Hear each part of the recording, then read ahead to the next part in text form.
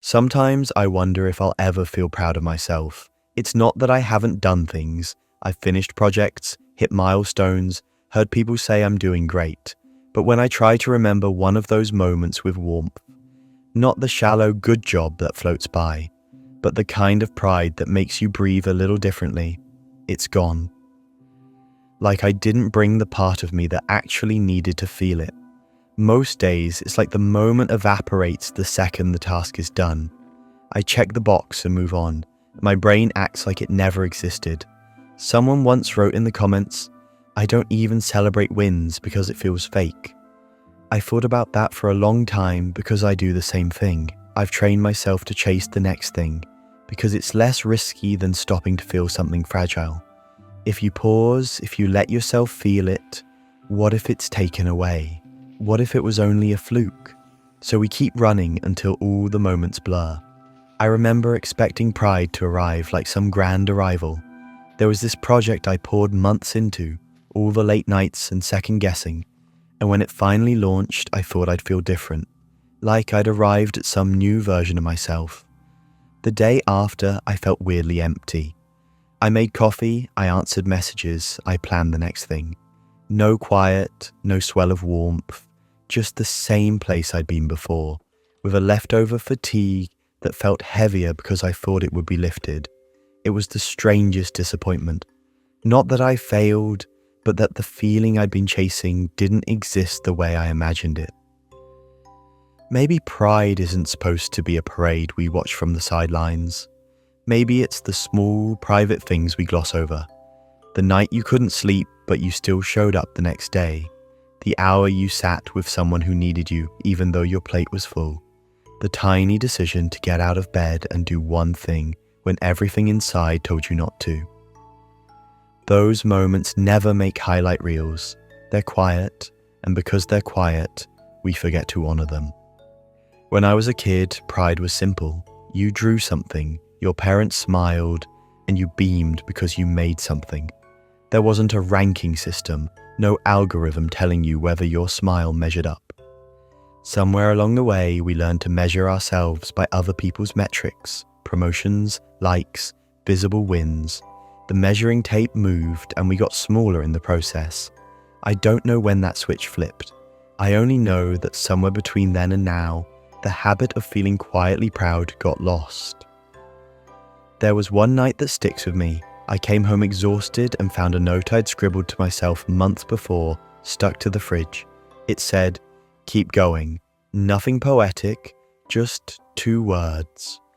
I stood there with the light humming over my shoulder and felt something like warmth.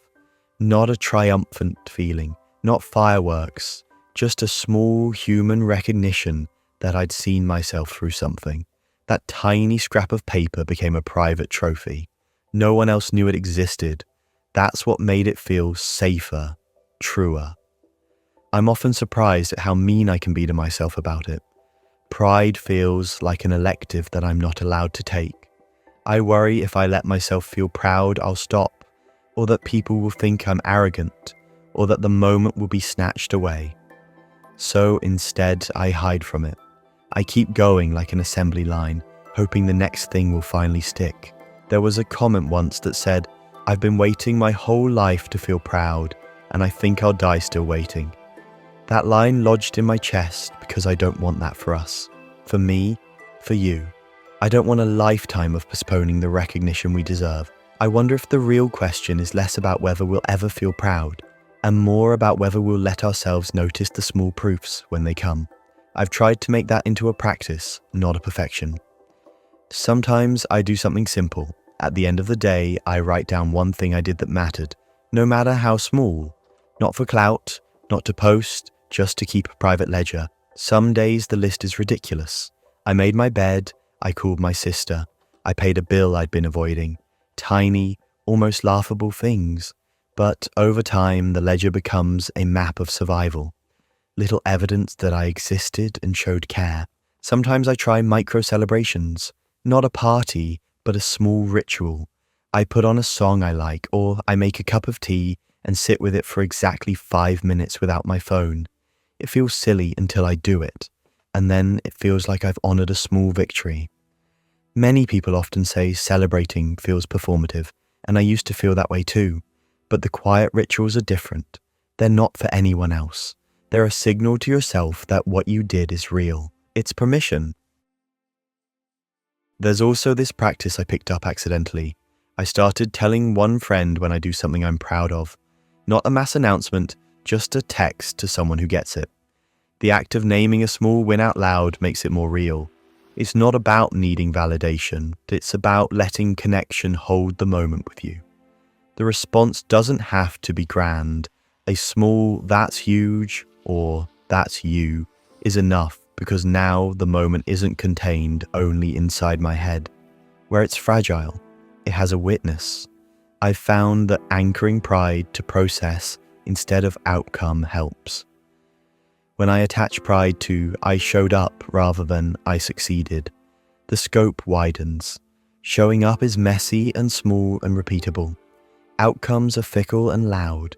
They can't be relied on to validate you, but the choice to keep trying, to return to the work despite fatigue and fear, that's a thing you can own. It's quiet, but it's steady. It's what builds a life that deserves recognition, not the occasional flashy results. Sometimes I wonder if we also forget to include rest as part of being proud. If you're always measuring worth by output, rest feels like a loss rather than a necessity. I've tried to think of rest as part of the project, as a deliberate, respectable choice. Letting myself rest without shame has become one of the hardest and most honest small victories. It's practical.